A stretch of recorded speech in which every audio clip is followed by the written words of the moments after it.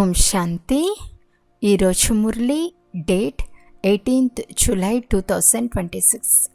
బాబా చెప్తున్నారు, మధురమైన పిల్లలు, ఈ పాత ప్రపంచంలో మనుషులు ఎటువంటి ఆశలను ఉంచుకుంటారో అలాంటి ఆశలను మీరు ఉంచుకోరాదు. ఎందుకంటే ఈ ప్రపంచం వినాశనం అవ్వనున్నది. ప్రశ్న: సంగం యుగంలో ఏ ఆశను ఉంచుకుంటే సదాకాలానికి మీ అన్ని ఆశలు పూర్తి అవుతాయి? జవాబు: మేము పావనంగా అయి తండ్రిని స్మృతి చేసి వారి నుండి పూర్తి వారసత్వాన్ని తీసుకోవాలి. కేవలం ఈ ఒక్క ఆశ మాత్రమే ఉండాలి. ఈ ఆశ ద్వారా సదాకాలానికి అన్ని ఆశలు పూర్తి అయిపోతాయి. ఆయుష్మాన్ భవ, పుత్రవాన్ భవ, ధనవాన్ భవ, ఈ అన్ని వరదానాలు లభిస్తాయి. సత్యుగంలో ఆశలన్నీ పూర్తి అయిపోతాయి. పాట: మీరే తల్లి, మీరే తండ్రి. ఓం శాంతి. మధురాతి మధురమైన ఆత్మిక పిల్లలకు అనగా ఆత్మలకు పరంపిత పరమాత్మ ఇది అర్థం చేయిస్తున్నారు. అనంతమైన తండ్రి మనకు వరదానాన్ని ఇస్తున్నారని మీకు తెలుసు. మనుషులు పుత్రవాన్ భవ, ఆయుష్మాన్ భవ, ధనవాన్ భవ అని ఆశీర్వాదాలను ఇస్తారు. ఇప్పుడు తండ్రి ఆయుష్మాన్ భవ అనే వరదానాన్ని మీకు ఇస్తారు. మీ ఆయుష్ చాలా ఎక్కువగా ఉంటుంది. అక్కడ పుత్రులు కూడా సుఖంనిచ్చేవారిగా ఉంటారు. ఇక్కడ ఉన్న పిల్లలందరూ దుఃఖంనిచ్చేవారే. సత్యుగంలో పిల్లలందరూ సుఖాన్నిచ్చేవారు. అనంతమైన తండ్రి అనంతమైన సుఖ వారసత్వంను ఇస్తున్నారని మీకు తెలుసు. మనము తప్పకుండా ఆయుష్వంతులుగా, ధనవంతులుగా కూడా అవుతాము. ఇప్పుడు కోరికను హృదయంలో ఉంచుకోరాదు. మీ అన్ని కోరికలు సత్యుగంలో పూర్తి అవుతాయి. ఈ నరకంలో ఏ కోరికలు ఉంచుకోరాదు. ధనం కావాలనే కోరిక కూడా ఉంచుకోరాదు. చాలా ధనం ఉండాలి, పెద్ద ఉద్యోగం లభించాలి, ఇలాంటి కోరికలు కూడా ఉంచుకోరాదు. కడుపు ఒక పావు పిండి రొట్టెను తింటుంది. ఎక్కువ లోభం ఉండరాదు. ఎక్కువ ధనం ఉంటే అది సమాప్తమైపోతుంది. తండ్రి మనల్ని స్వర్గాధికారులుగా చేస్తారని మీకు తెలుసు. దానం ఇస్తే గ్రహణం వదిలిపోతుందని ఇప్పుడు బాబా చెప్తారు. ఎలాంటి దానం ఇవ్వాలి? 5 వికారాలను దానంగా ఇచ్చినట్లయితే గ్రహచారం వదిలిపోతుంది. అంతేకాక 16 కళ సంపూర్ణులుగా అవుతారు. మనము ఇక్కడే సర్వగుణ సంపన్నంగా 16 కళ సంపూర్ణంగా అవ్వాలని మీకు తెలుసు. 5 వికారాలను దానంగా ఇవ్వవలసి ఉంటుంది. పిల్లలకు బాబా అర్థం చేయిస్తున్నారు. మధురమైన పిల్లలు అనంతమైన తండ్రి నుండి అనంతమైన వారసత్వాన్ని తీసుకోవాలనే ఆశ తప్ప ఇతర ఎలాంటి ఆశలను ఉంచుకోకండి. ఇంకా కొద్ది సమయం మాత్రమే మిగిలి ఉంది. చాలా సమయం గడిచిపోయింది. కొద్దిగా మిగిలి ఉందనే గాయనం ఉంది. ఈ వినాశనానికి ఇక కొద్ది సమయం మాత్రమే మిగిలి ఉంది. కనుక ఈ పాత ప్రపంచంపై ఏ ఆశలు ఉంచుకోకండి. కేవలం ఒక్క తండ్రిని మాత్రమే స్మృతి చేస్తూ ఉండండి. స్మృతి ద్వారా పిల్లలు సతోప్రధానంగా అవ్వాలి. ఈ ప్రపంచంలో మనుషులు ఏ ఆశలనైతే కలిగి ఉంటారో ఆశలేవి మీరు ఉంచుకోకండి. కేవలం ఒక్క శివబాబా నుండి మేము మా స్వర్గవారసత్వాన్ని తీసుకోవాలనే ఆశను మాత్రమే ఉంచుకోవాలి. ఎవరికి ఎప్పుడూ దుఃఖం నివ్వరాదు. పరస్పరంలో కామఖడ్గాన్ని ఉపయోగించటం అన్నిటికంటే పెద్ద దుఃఖం. అందుకే సన్యాసులు స్త్రీ నుండి దూరంగా వెళ్తారు. అతను వదిలేశాడు అని అంటారు. ఈ సమయంలో రావణ రాజ్యంలో అందరూ పతితులు, పాపాత్ములే ఉన్నారు. ఇప్పుడు సమయం చాలా తక్కువగా ఉంది. ఒకవేళ మీరు బాబా శ్రీమతానుసారం నడవకుంటే శ్రేష్టంగా అవ్వలేరు. పిల్లలు అతి ఉన్నతులుగా అవ్వాలి. కనుక 5 వికారాల దానాన్ని ఇవ్వాలి. అప్పుడు ఈ గ్రహణం వదులుతుంది. అందరిపైన ఇప్పుడు గ్రహచారం ఉంది. పూర్తి నల్లగా అయిపోయారు. తండ్రి చెప్తారు, ఒకవేళ నా నుండి వారసత్వాన్ని తీసుకోవాలి అంటే పావనంగా అవ్వండి. ద్వాపరయుగం నుండి మీరు పతితులుగా అవుతూ సతోప్రధానం నుండి తమోప్రధానంగా అయిపోయారు. అందుకే ఓ పతిత పావన రండి, వచ్చి మమ్మల్ని పావనంగా చేయండి అని పాడతారు. కనుక పిల్లలు ఇప్పుడు పతితులుగా అవ్వకండి. కామ మహాశత్రువుపై విజయం పొందండి. దీని ద్వారానే మీరు ఆది మధ్యాంతాలు దుఃఖాన్ని పొందారని తండ్రి చెప్తారు, మీరు స్వర్గంలో పూర్తి పవిత్రంగా ఉండేవారు, ఇప్పుడు రావణుని మతానుసారం పతితులుగా అయ్యారు. అందుకే దేవతలు ముందుకు వెళ్ళి మీరు సర్వగుణ సంపన్నులు, సంపూర్ణ నిర్వీకారులు, మేము వికారులము అని వారి మహిమను గానం చేస్తారు. నిర్వీకారులుగా అవుతే అపారమైన సుఖం ఉంటుంది. తండ్రి చెప్తారు, మిమ్మల్ని నిర్వీకారులుగా తయారు చేసేందుకే ఇప్పుడు నేను వచ్చాను. ఇప్పుడు మీరు అన్ని ఆశలను వదలవలసి ఉంటుంది. మీ వ్యాపార వ్యవహారాలను సంభాలన చేసుకుంటూ ఇతరులచే జ్ఞానామృతం సేవింపచేయండి. అమృతాన్ని వదిలి విషాన్ని ఎందుకు త్రాగుతారు అని గానం కూడా చేస్తారు. తండ్రి చెప్తారు, మీరు ఏ కోరికలు ఉంచుకోకండి. మనం స్మృతి యాత్ర ద్వారా పూర్తి సతోప్రధానంగా అవుతాము. 63 జన్మల నుండి చేసిన పాపాలు స్మృతి ద్వారానే సమాప్తమవుతాయి. ఇప్పుడు నిర్వీకారులు కావాలి. మాయవీ తుఫాన్లు వచ్చినా పతితులు కావరాదు. మనుషుల నుండి దేవతలు కావాలి. మీరే సతోప్రధాన పూజ్య దేవతలుగా ఉండేవారు. మళ్ళీ మీరే పూజ్యుల నుండి పూజారులుగా అవుతారు. నిరోగులుగా ఉండే మనం మళ్ళీ రోగులుగా అయ్యాము. ఇప్పుడు మళ్ళీ నిరోగులుగా అవుతున్నాము. నిరోగులుగా ఉన్నప్పుడు ఆయువు కూడా ఎక్కువగా ఉండేది. ఇప్పుడు చూడండి, కూర్చుని ఉండగానే మనుషులు అకస్మాత్తుగా మరణిస్తారు. కనుక ఈ ఆశను ఉంచుకోరాదు. ఇవన్నీ చీచీ కోరికలు. ముళ్ళ నుండి పుష్పాలుగా అవ్వాలనే ఒకే ఒక్క ఫస్ట్ క్లాస్ అయిన ఆశ ఉండాలి. తండ్రి చెప్తారు, నన్ను స్మృతి చేస్తే పుణ్యాత్ములుగా అవుతారు. ఈ సమయంలో అందరిపైన రాహుగ్రహణం ఉంది. పూర్తి భారతదేశంపై రాహుగ్రహణం ఉంది. మళ్ళీ బృహస్పతి దశ రావాలి. ఇప్పుడు మనపై బృహస్పతి దశ ఉందని మీకు తెలుసు. భారతదేశం స్వర్గంగా ఉండేది కదా. సత్యుగంలో మీపై బృహస్పతి దశ ఉండేది. ఈ సమయంలో రాహుదశ ఉంది. ఇప్పుడు మళ్ళీ అనంతమైన తండ్రి ద్వారా బృహస్పతి దశ లభిస్తుంది.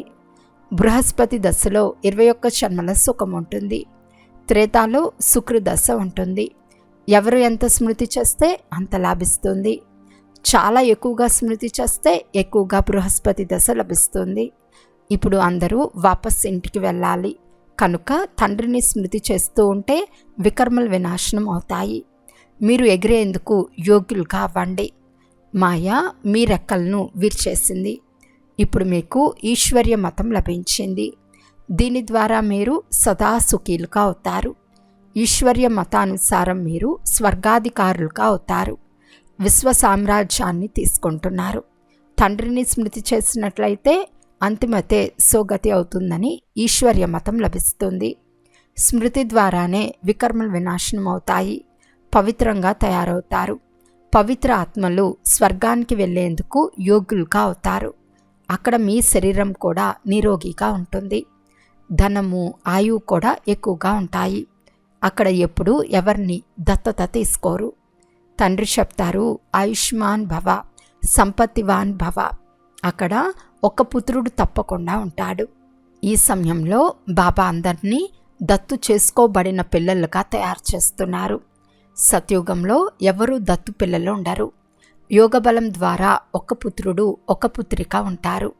అక్కడ పిల్లలు ఎలా జన్మిస్తారని అడుగుతారు. అక్కడ ఉన్నదే యోగబలం. డ్రామాలో ఇది నిర్ణయింపబడింది.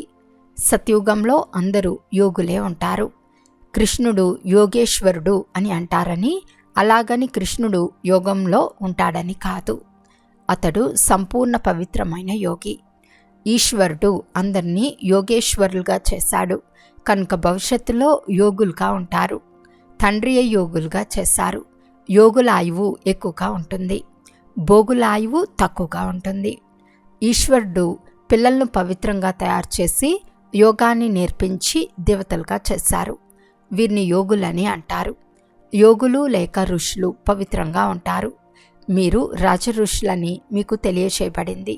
రాజ్య పదవిని పొందేందుకు రాజయోగాన్ని నేర్చుకుంటున్నారు. ఈ సమయంలో తండ్రిని స్మృతి చేయాలి. సంతానం కలగాలనే ఎలాంటి ఉల్టా ఆశలు ఇక్కడ ఉంచుకోరాదు. దాని కొరకు వికారాల్లోకి వెళ్ళవలసి ఉంటుంది కదా.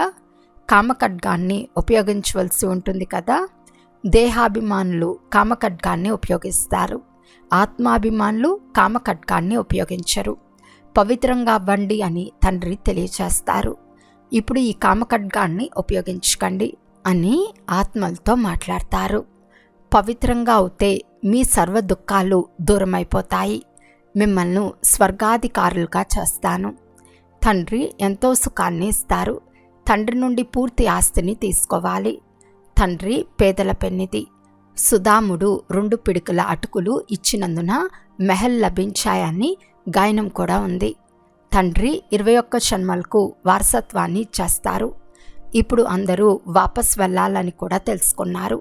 శివబాబా చేసే స్థాపనా కార్యంలో ఎవరు ఎంత సహాయం చేస్తారో అంత లాభం ఉంటుంది. ఇంట్లో కూడా యూనివర్సిటీ లేక ఆసుపత్రిని తెరవండి. సోదరీ సోదరులారా, 21 జన్మలకు సదా ఆరోగ్యవంతులుగా ఐశ్వర్యవంతులుగా అవ్వాలనుకుంటే ఇక్కడకు వచ్చి అర్థం చేసుకోండి. మేము 1 సెకండ్లో సదా ఆరోగ్యవంతులుగా ఐశ్వర్యవంతులుగా అయ్యే మార్గాన్ని చూపిస్తామని బోర్డుపై రాయండి. మీరు సర్జన్లు కదా, సర్జన్లు బోర్డు తప్పకుండా వేసుకుంటారు. లేకుంటే మనుషులకు ఎలా తెలుస్తుంది? మీరు కూడా మీ ఇంటి వెలుపల బోర్డును వేయండి. ఎవరు వచ్చినా వారికి 2 తండ్రుల రహస్యాన్ని తెలియచేయండి. హద్దు తండ్రి నుండి హద్దు ఆస్తిని తీసుకుంటూ వచ్చారు. నన్ను స్మృతి చేసినట్లయితే అనంతమైన వారసత్వం లభిస్తుందని అనంతమైన తండ్రి చెప్తున్నారు. ఈ పురుషార్థం ద్వారా మీరు ఇలా అవుతారని ప్రొజెక్టర్ ద్వారా ప్రదర్శనలో మొదట ఈ విషయాన్ని అర్థం చేయించండి. ఇప్పుడు ఇది సంగం యుగం. కలియుగం నుండి సత్యుగంగా అవ్వాలి. భారతీయులైన మీరు సతోప్రధానంగా ఉండేవారు. ఇప్పుడు తమో ప్రధానంగా అయ్యారు. నన్ను స్మృతి చేస్తే మీరు స్వర్గానికి అధికారులుగా అవుతారని తండ్రి చెప్తారు.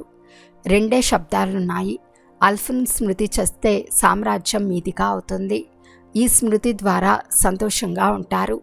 ఈ చీచీ ప్రపంచంలో ఎలాంటి ఆశలు ఉంచుకోరాదు.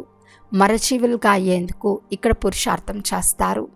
వారైతే మరణించిన తర్వాత స్వర్గవాసులుగా అయ్యారని అంటారు. స్వర్గవాసులుగా అయ్యేందుకు మేము తండ్రిని స్మృతి చేస్తామని మీరు చెప్తారు. వారి ద్వారా అనంతమైన సుఖం లభిస్తుంది.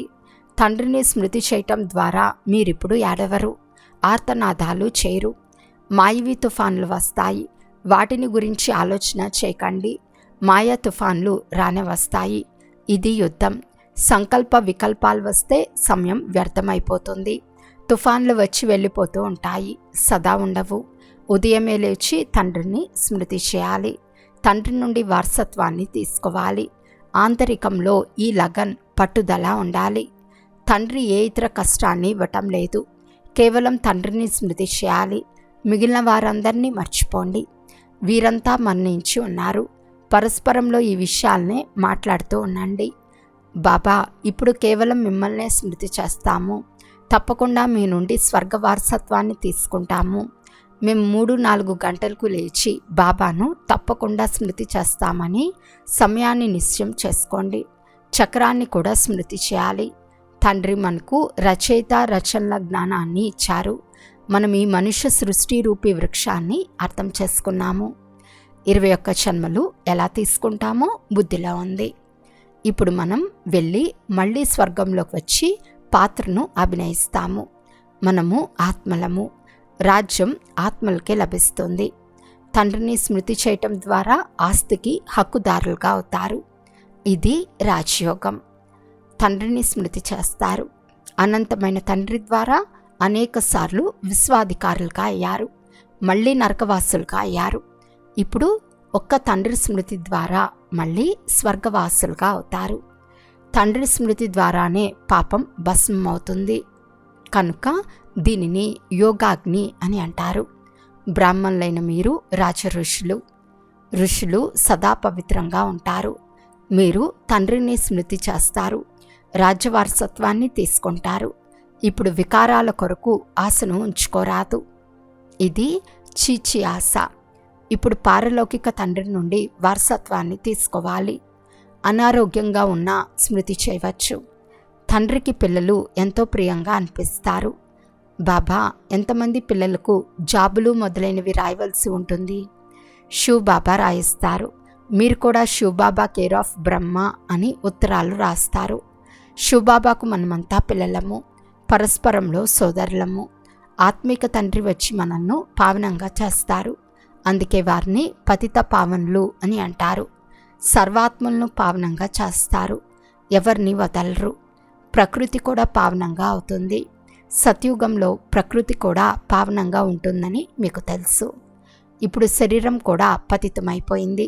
అందుకే శరీరాన్ని శుద్ధం చేసుకునేందుకు గంగానది వద్దకు వెళ్తారు. కానీ దానివల్ల ఆత్మ పావనంగా అవ్వదు.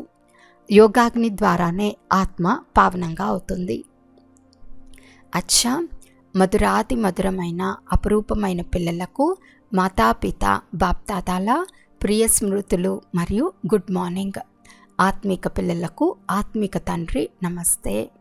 ఆత్మిక తండ్రికి ఆత్మిక పిల్లల యొక్క ప్రియ స్మృతులు మరియు నమస్తే నమస్తే నమస్తే. ధారణ కొరకు ముఖ్య సారము. ఫస్ట్ పాయింట్, ఈ కలియుగ ప్రపంచంలో ఎలాంటి ఉల్టా ఆశలను ఉంచుకోరాదు. సంపూర్ణ సతోప్రధానంగా అయ్యేందుకు ఈశ్వర్య మతంను అనుసరించాలి. సెకండ్ పాయింట్, పావనంగా అయ్యి తిరిగి ఇంటికి వెళ్ళాలనే ఒక్క ఆశను మాత్రమే ఉంచుకోవాలి.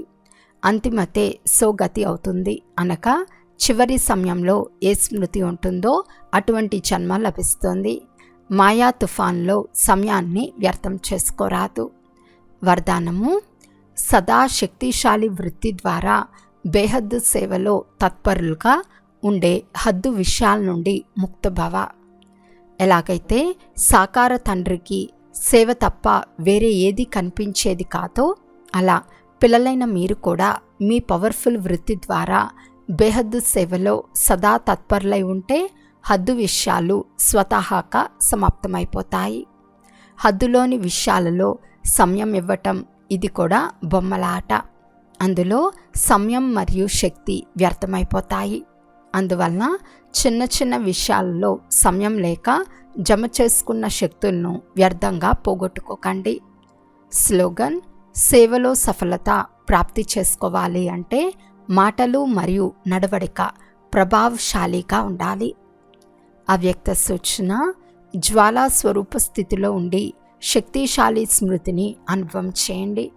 సమయానుసారం ఇప్పుడు సర్వ బ్రాహ్మణ ఆత్మలను సమీపంగా తీసుకొస్తూ జ్వాలా స్వరూప వాయుమండలాన్ని తయారు చేసి సేవ చేయండి. అందుకు బట్టీలైనా చేయండి, లేక పరస్పరం సంఘటితమై ఆత్మీక సంభాషణ చేయండి. అయితే జ్వాలా స్వరూపాన్ని అనుభవం చేయండి మరియు చేయించండి. ఈ సేవలో మగ్నమైపోతే చిన్న చిన్న విషయాలు సులభంగా పరివర్తన అయిపోతాయి. అచ్చా, ఓం శాంతి.